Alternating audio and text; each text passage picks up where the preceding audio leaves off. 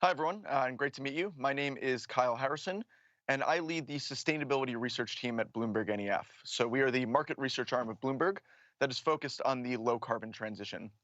And thank you all for joining me today on our panel on setting and achieving net zero commitments. So before we hand it off to our fabulous panelists, I thought I would provide a few numbers just to highlight how much momentum we're seeing in the corporate race to net zero.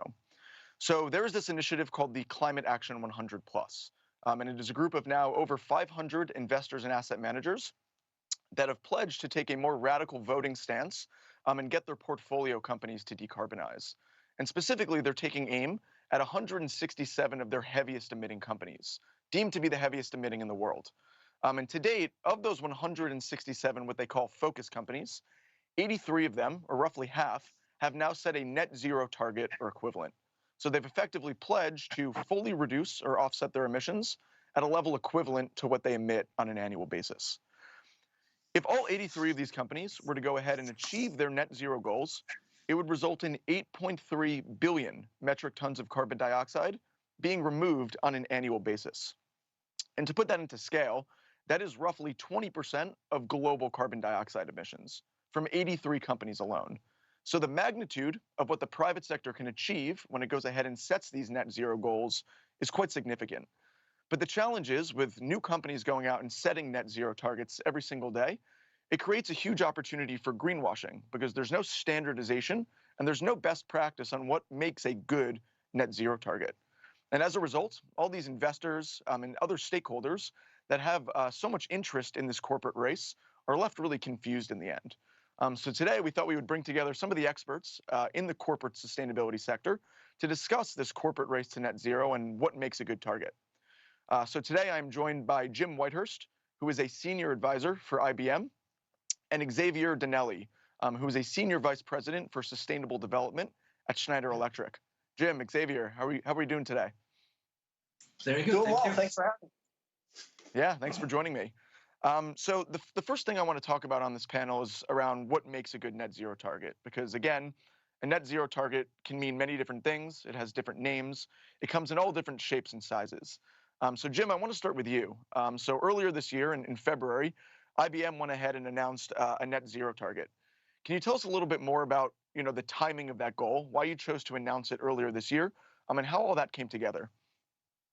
Yeah, sure. So first off, we have a lot of experience with net zero or with carbon goals. This is our fifth. Our first carbon reduction goal we put out in the year 2000. We've met each of those subsequent four, so we're now starting our fifth, which is to take us all the way to zero. So we've been focused on this for quite a while, and the timing really was around Paris Climate Accords, the kind of the growing drumbeat we wanted, and we just finished our prior goal. It was time to set a new goal. And I do think it's important with these goals that they're aligned with your business, and we can come back and spend a lot of time talking about what kind of aligned with your business is. We also, I didn't say in 2000 we set a 2030 goal. We've actually had multiple of these goals that are shorter term. We do feel like having a shorter term goal, in our case, 2030, that's only 9 years away. It's kind of 8 planning cycles away, and that's within the time frame of the existing management team. So it makes it much more tangible to have these shorter term goals where it's not an aspiration, it literally has to be a plan. And so we'll come back, I know, and talk a little bit more about it, but the idea of having them short enough that they're truly actionable and very well aligned with your business and what we do with our clients as well, I think are both key to success. Yeah, and I love that point about, and setting an earlier goal where the current management group is held accountable for it, right? Because there's so many companies that will go ahead and they'll say, we're going to be net zero by 2050. And they're going to get the same credit as a company that sets a net zero goal for 2030. But the thing is, the management team at a company that has a 2050 net zero goal, they don't need to start thinking about this for 10 or 20 years, and they might not even be at the company at that point. So I guess, does that call for immediate investment decisions and immediate action from IBM to start decarbonizing today? Well, it has to. So what we've done is we've also set interim goals. So we set 2025 goals in terms of reduction. So in our case, 65% reduction from, we're using 2010 as a baseline, but a 65% reduction by 2025, and then a full 100% by 2030. And then within that, We have sub-goals around percentage of renewables that we will use. And I think this is important, contextually, I think how you get there is different for different companies. So for instance, for IBM, we have committed that we will not use offsets to reach our goal. And look, there's nothing wrong with offsets. When I was back at Delta Airlines in the early 2000s, we were one of the first companies to do offsets. So I have a problem with that. But if we're all planning in 2040 to be buying offsets, there's not going to be enough offsets. There's not enough nature-based solutions that are going to get us there. So as a technology company, we've committed to removing any residual carbon that we're going to emit. And we did that because as a technology company with deep expertise in material science, in quantum computing, in AI, we believe we can do that. And if we can't do that, who can? So it was important for us as a technology company to say, not only are we going to get to net zero, but that net zero is going to come from actual technologies that we can develop that allow us to get there. Obviously, for an airline, it's going to be a different approach, right? So what makes a good program, I do think, differs a bit by industry. But for us, we thought it was important to say, hey, as technology companies, let's not just write a check to buy offsets because we don't know if there are going to be enough nature-based solutions in the future. We need to commit that we will finding a way with technology to get there. Very interesting. And I definitely want to get back to that point of, what technologies IBM is looking at, but also this broader topic of offsets, because it does kind of go hand in hand with this race to net zero. In terms of staggered, I guess, or in terms of timelines and, how every company's net zero goal is different, Xavier, at Schneider Electric, you guys are aiming for net zero operational emissions. So those scope 1 and 2 emissions that come from your business by 2030. And then separately, you have this 2050 goal that addresses your scope 3 emissions, which comes from your suppliers, of course, upstream, and the use of your product downstream by your customers. Can you tell us a little bit more about how you guys went ahead and staggered that out, and what was the thought process behind that? So thank you very much for this. So yes, one of the important things for a company like Schneider, our prime business, if you want, is to be involved in electrical energy management. So this is what we've been doing for years. And we understand what makes it complicated, right, to reach a net zero target. One of the important things also we've been doing, just like my colleague on the panel has just mentioned, we've been doing carbon footprint evaluation now for years, almost 20 years also. And what we have noticed is if we look at a company like Schneider Electric, 140,000 people worldwide operating in 100 countries, 200 plus industrial sites, our scope 1 and 2 emission is only 1% of the total emission of the company. So what makes it a strategic move for us is to look at scope 3 emissions. And when we look at scope 3 emissions, let's say roughly 10% comes from our own suppliers, and the rest of it comes from the application that our customers would do in their own operations. So for us, the focus on scope 3 is absolutely paramount. And this is also not only a burden, but it's also an opportunity for business.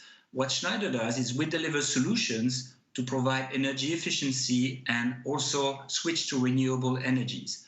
So by putting very, very stringent targets to our own supplier base, for example, this generates business opportunities for our company in order to be able to deliver these solutions to our own supply chain. So it's a win-win effect in a way that it increases the business for Schneider Electric as a business opportunity, but at the same time, it's a great way for suppliers to benefit from a world-class manufacturer to implement solutions for decarbonization. So we see this not only as a challenge, it is a challenge, obviously, but also as a real business opportunity. So the investment is worth it, and it's not to compromise on the bottom line. So it's a win-win, totally win-win engagement. Right, yeah, and that's kind of like the... Please, Jim. I didn't say anything. Oh, sorry. I thought I heard a comment there. Yeah, I mean, I do think that, and I want to talk about this kind of later on in the panel as well about kind of creating new opportunities as a result of this. But I think this is like a perfect example, right, of for some people, how confusing this race to net zero can be, right? Because both of your companies are doing such ambitious things and leading when it comes to decarbonization. But your targets are so different, right? You have different timelines. You're addressing different emissions at different time periods. And then your carbon footprints, of course, are entirely different. So there's this huge need, at least from Bloomberg NEF's standpoint, for standardization of net zero goals. providing some type of baseline of, unless you set a target that meets criteria X, Y, and Z, there's really no point in setting a net zero goal, right? So Xavier, kind of sticking with you, for Schneider, who is, in a lot of ways considered one of the world's most sustainable companies, what type of leadership role can you provide in showing what best practice looks like and providing a good example of a net zero goal? So for us, what is clear is that this has to be backed by science. So the approach that we've taken for net zero targets is to basically get every single action plan and objective that we have to be backed and certified by SBTi, with science-based target. And back to the comment from Jim earlier, it's not good enough to set a target very long term. And very long term in this discussion would be 2050. What's really, really important, and is also checked very, very thoroughly by SBTi, is to see what are the interim steps. And for us, we have some very clear objective for our complete supply chain. So from scope 1 plus 2 plus 3, so the total thing, not only your own emissions, as I mentioned before, is relatively easy, right? Scope 1 and 2 is only 1% for us, but very drastic and ambitious reduction targets at 2025, 2030, 2040, so that we can measure up the progress and decide in due course also for our own sake whether the investment that we have made or the pressure that we have made is good enough to still be in line with the 1.5 degree scenario, which is the scenario on which everybody is now aligned to. We need to minimize the emission compared to the pre-industrial world to 1.5. So today we've already, let's say, in our budget, global budget, world budget, we are observing an elevation of temperature around 1.1 degrees. So what we have left collectively is only 0.4 degrees until the end of the century, which is very small. So which is triggering a sense of urgency for everyone, a sense of seriousness, and also some backing from science, which is absolutely key to make these net zero targets credible. The earlier, the better. The less emission, the better, obviously. Yeah, and the Science-Based Targets Initiative has done. As Xavier said, transparency and standards are critically important. And Kyle, I know you've reported a lot on this.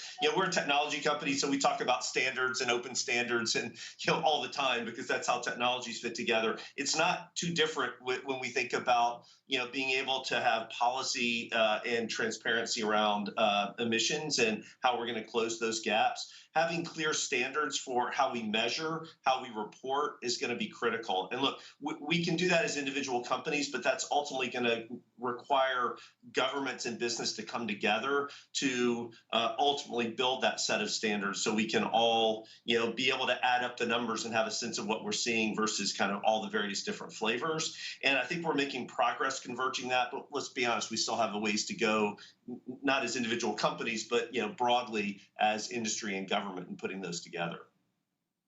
Right, and IBM's actually practicing what it preaches there, right? Because you guys are a member now of the Climate Pledge, which is the initiative that Amazon started and now has over 100 corporations that are setting, again, these standardized net zero goals and putting their weight behind climate, right?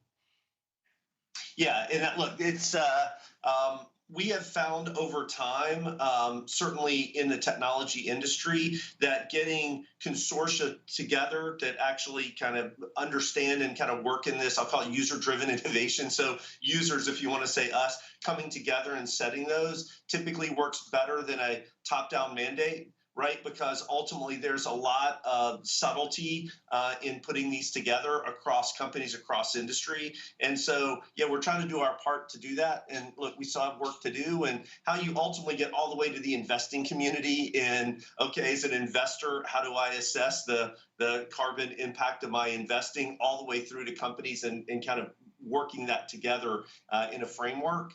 Still has work to go. I think we're making great progress, but that's certainly something broadly for industry, government, for the investing community together that we need to continue to drive. Absolutely, completely agreed. So I want to move kind of to the second phase of this panel now, which is, again, once you've set a net zero goal, what are the low carbon pathways you take to achieving that goal? And Jim, I want to stick with you and that point that you made earlier about looking at those feasible technologies to actually remove any residual carbon rather than simply rely on a mechanism like carbon offsets. Can you tell us a little bit more about some of those technologies that you guys are looking at and the role that IBM can play as a global corporation and a leader when it comes to technology to help advance those technologies? Yeah, so there's a set of areas that we are deeply engaged in. Obviously, we are a maker of computer equipment, and the mainframe and our other technologies are much more efficient than the traditional x86 kind of data center infrastructure. So our products themselves have a real advantage. And back to what I said, it's nice when you can build a strategy for your company that's value creating, that's aligned. Certainly be able to go out and talk about the benefits of that's important. But beyond that, broadly, we are deeply involved in quantum. We're deeply involved in AI and in computing and blockchain. And so those become key building blocks to addressing the problem. So I'll come back specifically to removal in a second. But along the way, things like we're using quantum working with Mercedes to build more efficient batteries. Right. So again, it's using our research capability around materials with our capability around quantum and directly working with other industrial companies to solve those problems.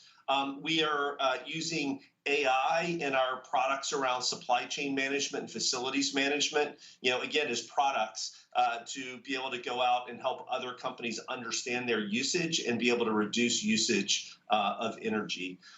The further out things that we're doing is we have a whole climate initiative that we've kicked off.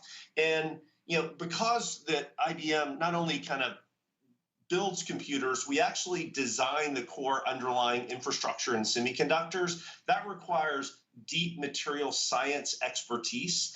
And that deep material science expertise combined with, again, our computing capability and modeling capability around quantum and AI, I think puts us in a unique position to work with others, and we're doing this on how to develop materials that can do, capture of carbon directly out of the atmosphere. And look, we don't have that done, but one of the reasons we feel confident that whatever residual carbon is left in from IBM by 2030, that we will have technologies by then to be able to remove those based on the research that we're doing and the partnerships that we have.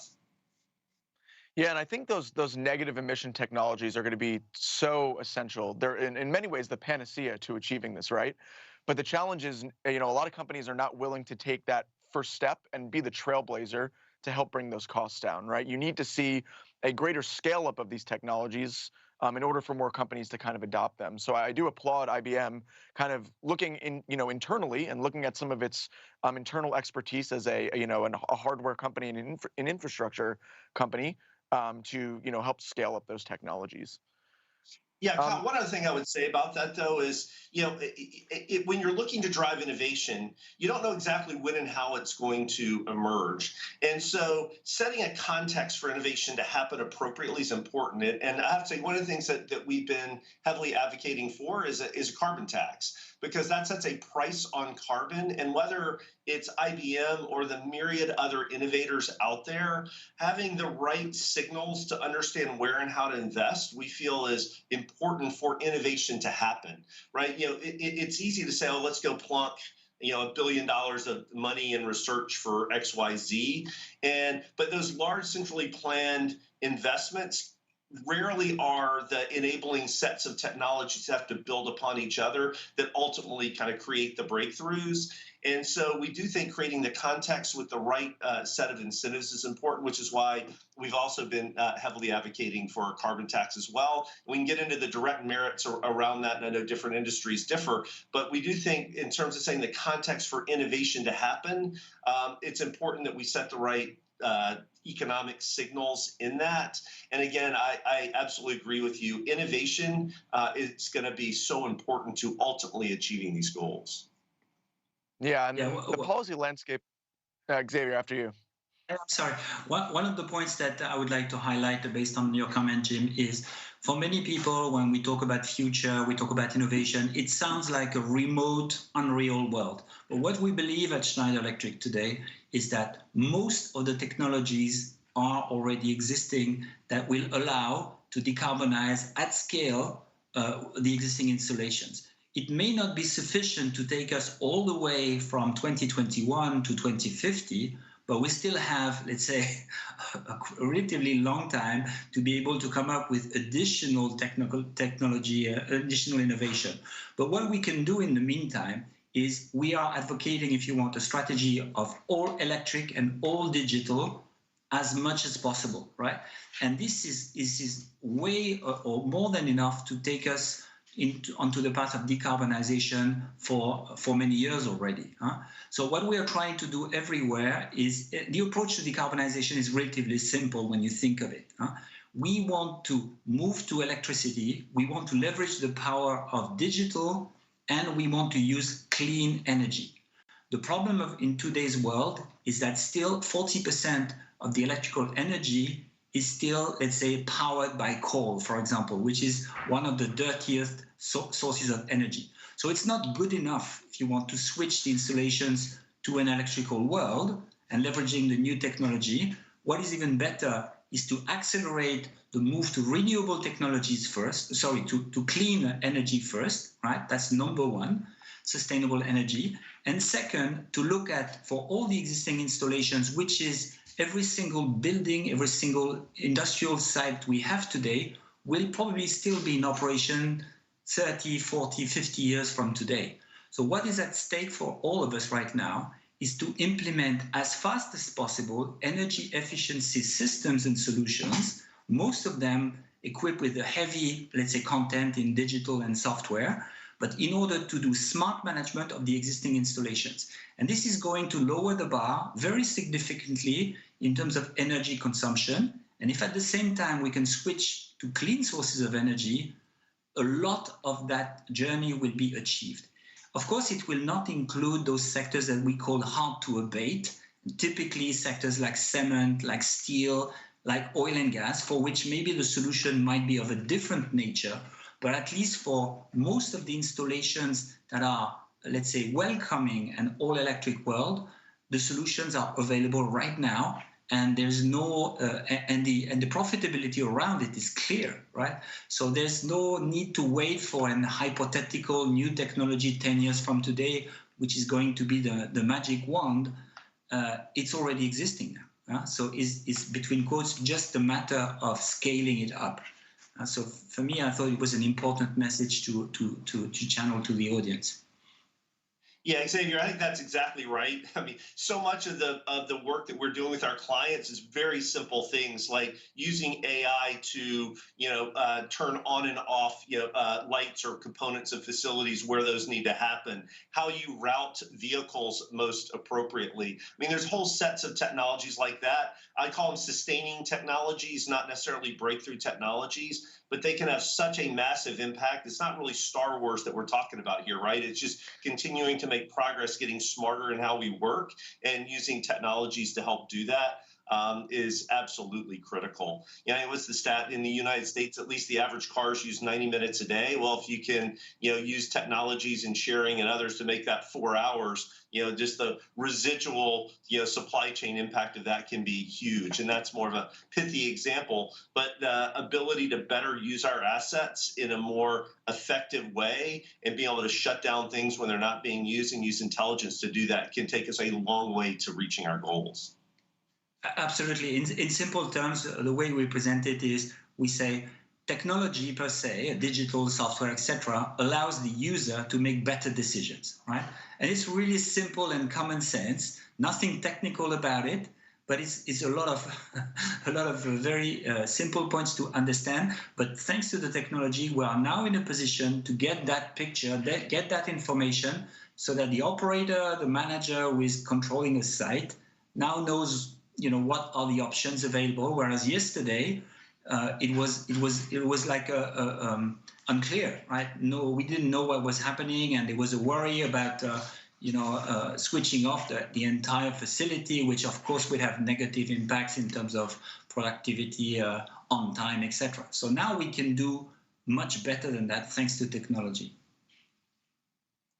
Yeah, and maybe let's stick on that point of technology and kind of move to our final phase here, because we only have a few minutes left. But I think we need to move away from this mantra, right, that setting a net zero goal is just good for the planet. That's the only reason that we do it, right? You guys are both businessmen, right? What opportunities, I think people need to start pitching net zero more as a proactive strategy that you can use to unlock new customers, create new product lines, and then generate new revenue streams, right? So maybe sticking on this technology front, Schneider is also a technology provider, as is, of course, IBM. Maybe I'll start with you, Xavier. What ways is Schneider kind of diversifying its product brand and its product line with net zero to attract new customers and create new revenue? Well, clearly, Kyle, this transformation didn't start yesterday, and all those new possibilities, for unlocking the technology are coming from digital. So we've been very, very strong advocates of digitization in everything that we do.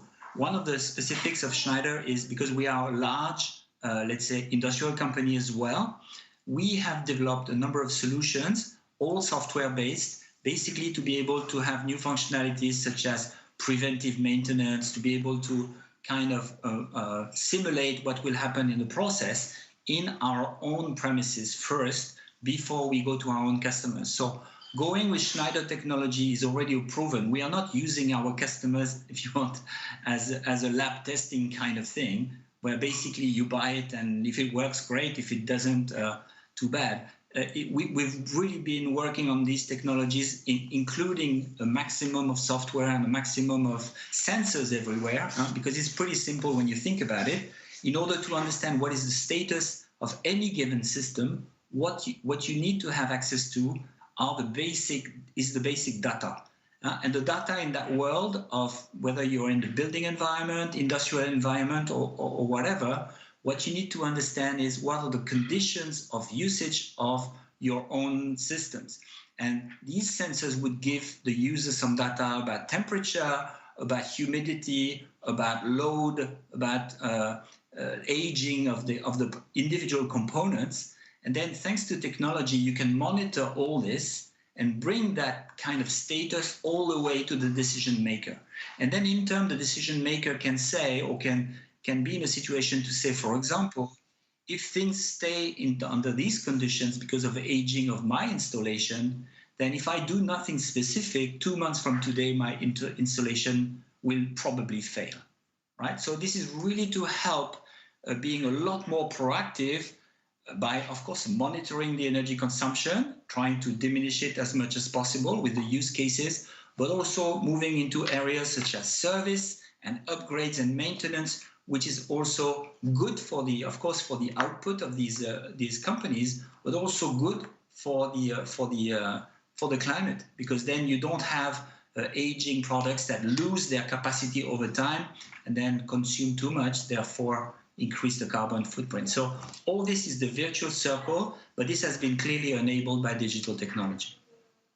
Exactly, and you're almost killing two birds with one stone, right? Because you're reducing your own Scope 3 emissions by doing this as well, because you're helping your customers decarbonize. Absolutely. Yeah, and Jim, what about you all at IBM?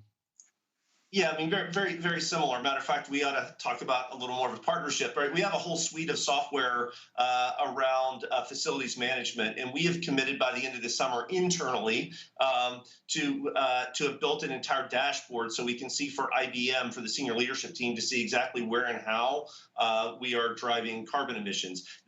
We're building that then into our products so our clients can see that as well. So in our products, we want to create visibility as well as the ability to control, to reduce using intelligence to do that. We also work with others to build platforms. It's a key part of our business. Just one example, working with Yara International, which is a crop nutrition company, taking all of our weather data and our AI analytics to help Yara advise small farmers on exactly when and how to plant and when and how to harvest in a much more environmentally friendly way. So being able, again, to take our analytic capabilities and help apply those directly to specific problems some of our clients have is our kind of other way. So both kind of a software business that we're able to build out of this, as well as a services capability enabled by AI to build platforms for others around this. So it's great business, and going forward, that's certainly a business that will continue to grow.